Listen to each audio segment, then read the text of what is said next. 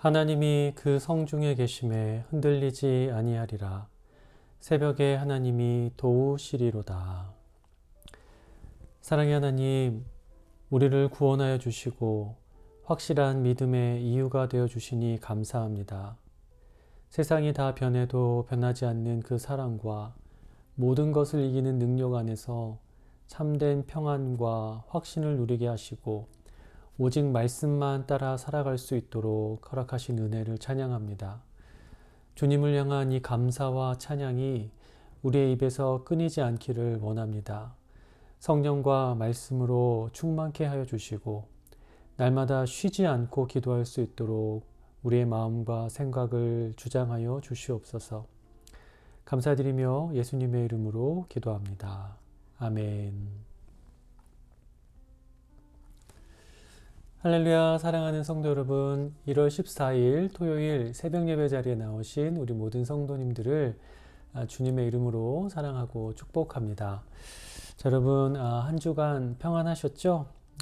말씀에 보면 주의 말씀은 내 발의 등이요 내 길의 빛이다 라고 하셨는데, 우리가 하루를 시작하면서 이 하루의 삶을 환히 밝히고 또 여러 가지 선택의 갈림길 속에서 언제나 우리를 옳은 길로 인도하며 그 길을 환하게 밝히는 이 하나님의 말씀을 붙들 수 있는 것이 정말 감사한 일이라는 생각이 듭니다.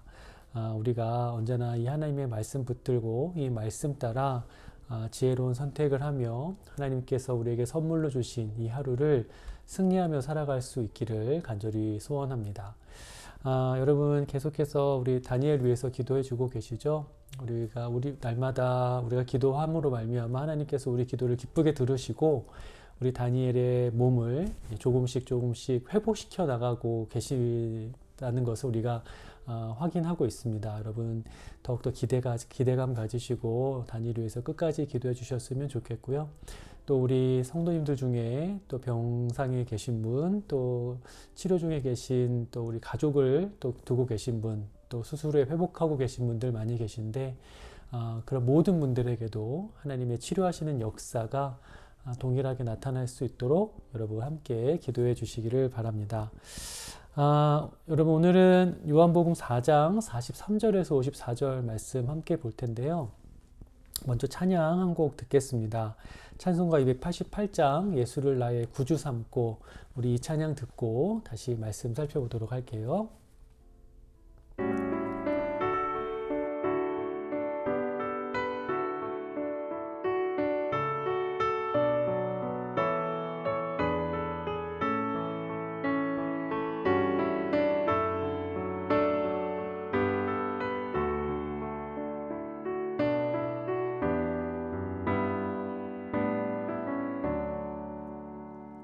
예수를 나의 구주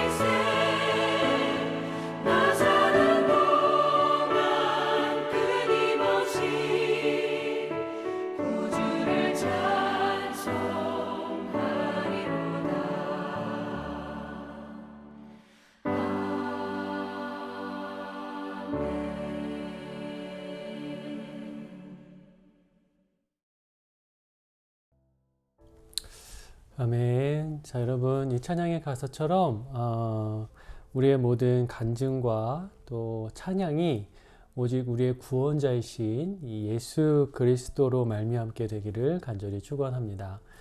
자, 우리 이 시간에는 오늘 본문 말씀 함께 읽도록 할게요. 요한복음 4장 43절부터 54절 말씀인데요. 우리 한 목소리로 함께 읽도록 하겠습니다. 이틀이 지남에 예수께서 거기를 떠나 갈릴리로 가시며 친히 증언하시기를 선지자가 고향에서는 높임을 받지 못한다 하시고 갈릴리에 이르심에 갈릴리인들이 그를 영접하니 이는 자기들도 명절에 갔다가 예수께서 명절 중 예루살렘에서 하신 모든 일을 보았음이더라. 예수께서 다시 갈릴리 가나에 이르시니 전에 물로 포도주를 만드신 곳이라.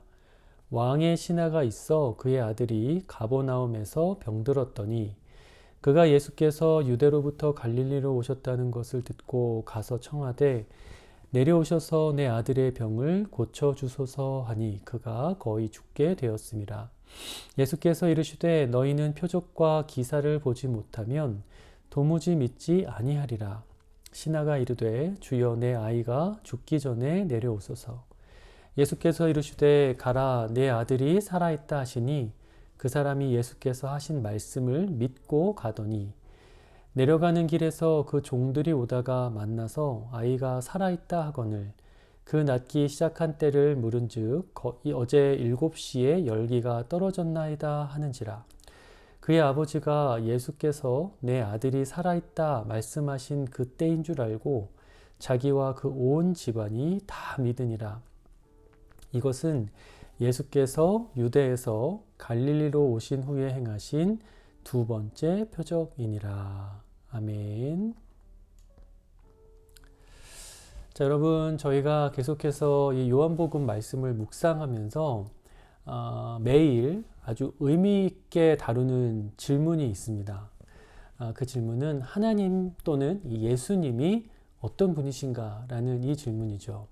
그러니까 사실 모든 본문 말씀에서 우리가 꼭 비중 있게 다뤄야 할 아주 중요한 질문이지만 특별히 오늘 본문에서는 이 질문이 더욱더 중요한 의미를 갖습니다. 왜냐하면 여러분 우리가 예수님을 생각할 때 예수님을 어떤 초자연적인 능력을 가진 그러니까 소위 어떤 능력자로 바라보고 또 그러한 마음으로 예수님을 바라고 기대하는 그런 위험을 우리가 피하고 예수님을 우리의 구원자로서 명확하게 바라보고 또 바르게 인식하고 또 그러한 믿음으로 예수님의 이름을 부르는 것이 우리의 믿음의 삶에 있어서 너무나 중요한 문제이기 때문입니다.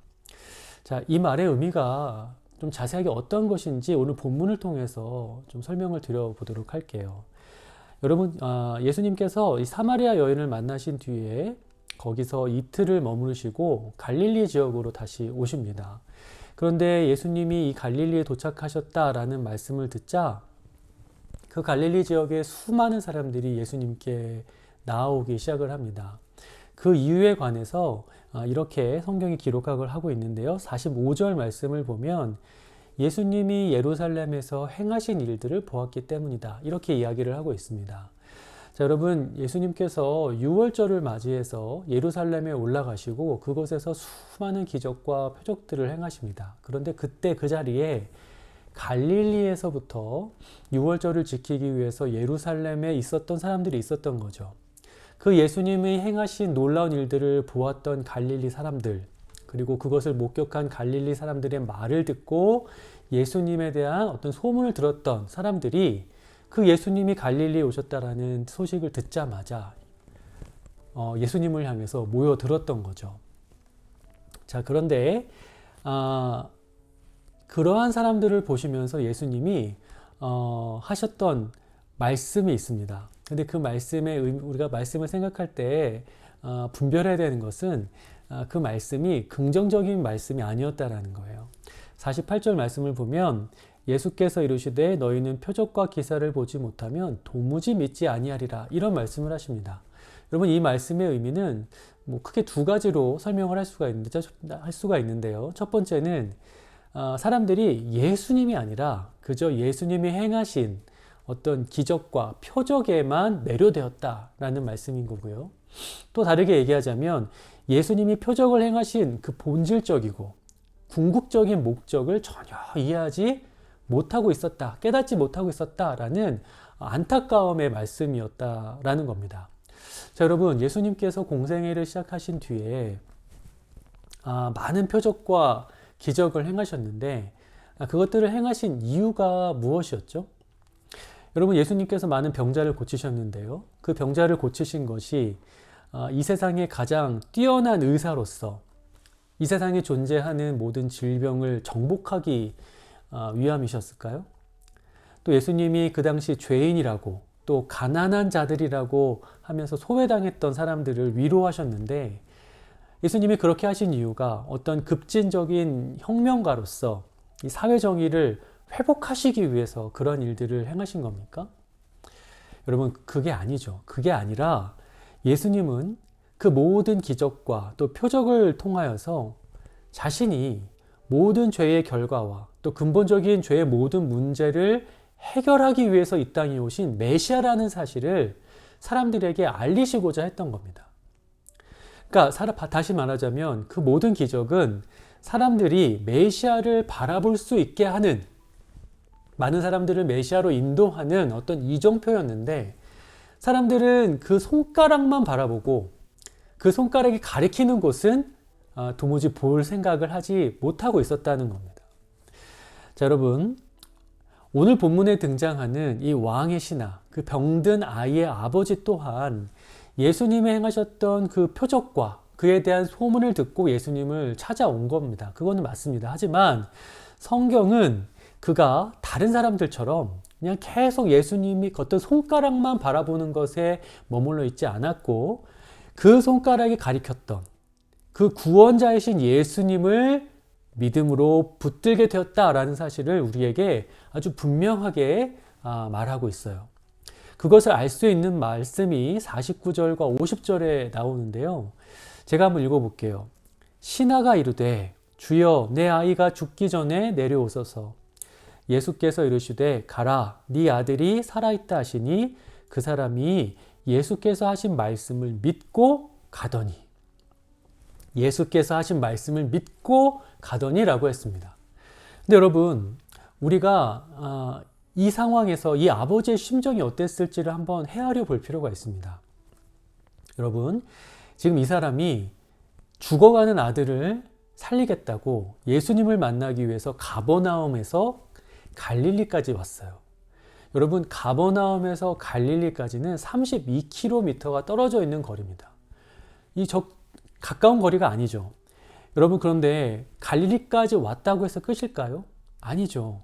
갈릴리 어딘가에 계실 이 예수님을 만나기 위해서 아마 이 아버지는 이곳저곳을 수소문하면서 이리저리 뛰어다녔을 겁니다. 생명이 위독한 아들을 살리기 위해서 한시라도 빨리 예수님을 모시고 돌아가려는 그 마음에 정말 애가 탔을 거예요. 그런데 여러분, 그렇게 겨우 만난 예수님이 이 아버지에게 해주신 게 뭡니까? 네 아들이 살아있다. 이 한마디였어요. 근데 여러분, 이게 무슨 말입니까? 지금 내 아들의 생명이 경각에 달려있으니 좀 와서 도와달라라고 간청을 했는데 이미 다 나음을 받았고 그러니 살아있다. 이렇게 말씀을 하셨단 말이에요. 그러면 여러분, 듣기에 따라서 아니 지금 무슨 말씀을 하시는 건가? 예수님이 지금 상황 파악을 못 하시는 거 아닌가? 내가 여기까지 어떻게 왔는데, 어떤 마음으로 왔는데 저렇게 무책임한 말을 하실 수가 있나? 내가 저 말 한마디만 믿고 그냥 돌아가야 되는 건가? 아니 지금 내가 뭔가 납득할 수 있을 만한 기적적인 일, 이런 것이라도 좀 보여주셔야 되는 거 아닌가? 라고 생각할 수가 있었다는 거죠.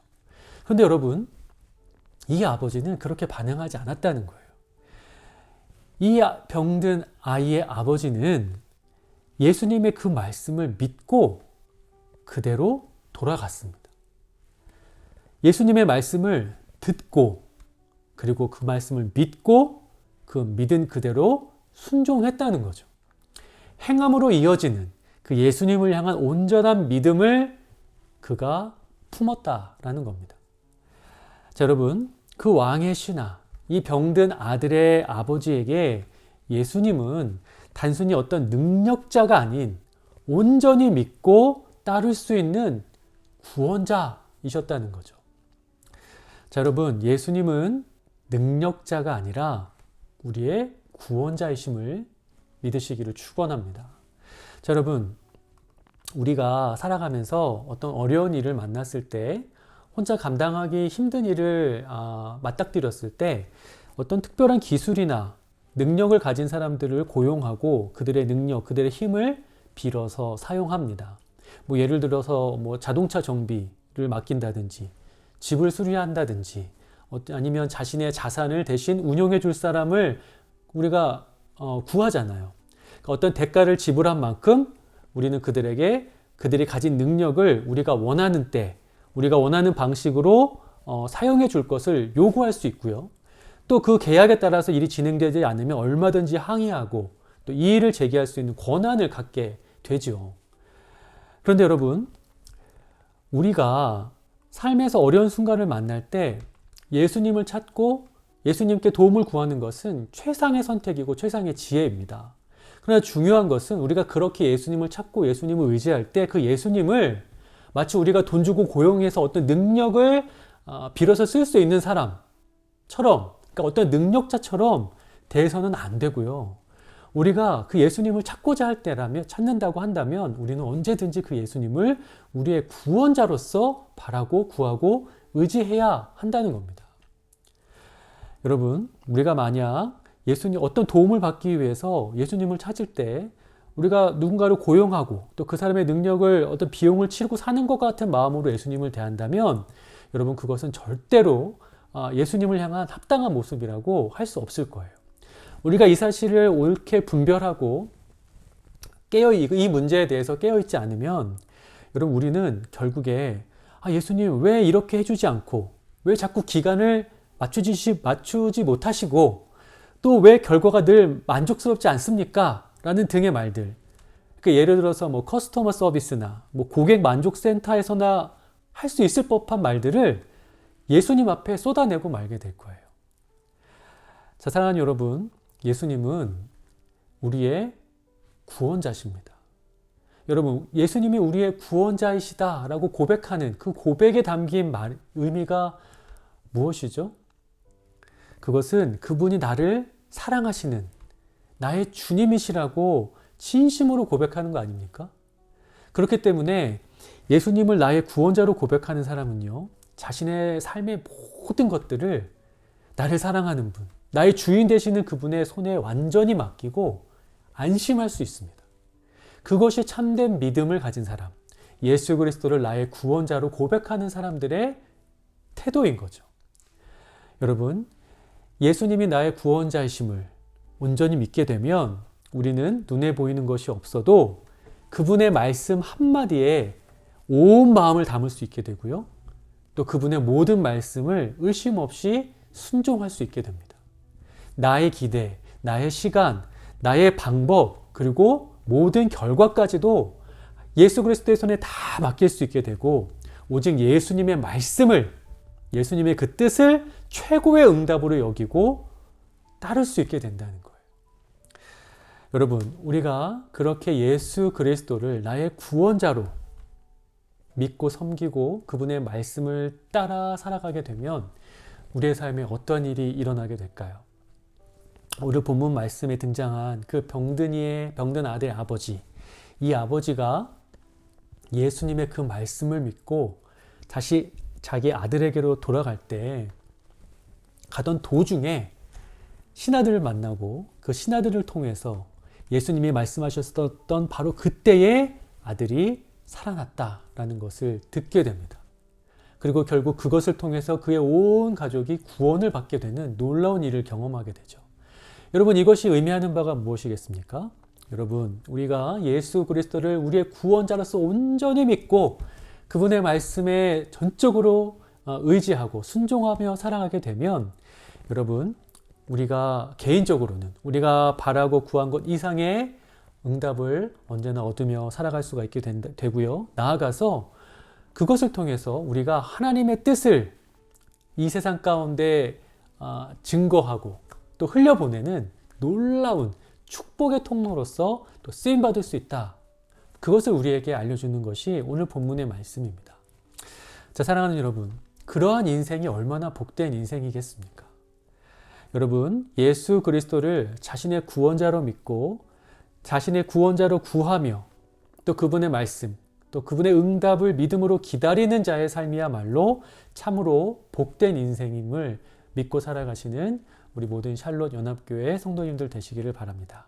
그래서 그런 믿음 가운데 우리 모든 성도님들께서 예수 그리스도께서 책임져 주시는, 예수 그리스도께서 온전히 주관하시는 그런 삶을 날마다 경험하면서 살아가시고 또 그러한 삶을 통해서 또 많은 자들에게 또 이 세상 구석구석에 놀라운 그 그리스도 예수의 은혜와 능력과 구원의 그 은총을 흘려보내시는 축복의 통로로 살아가시기를 주님의 이름으로 간절히 축원합니다.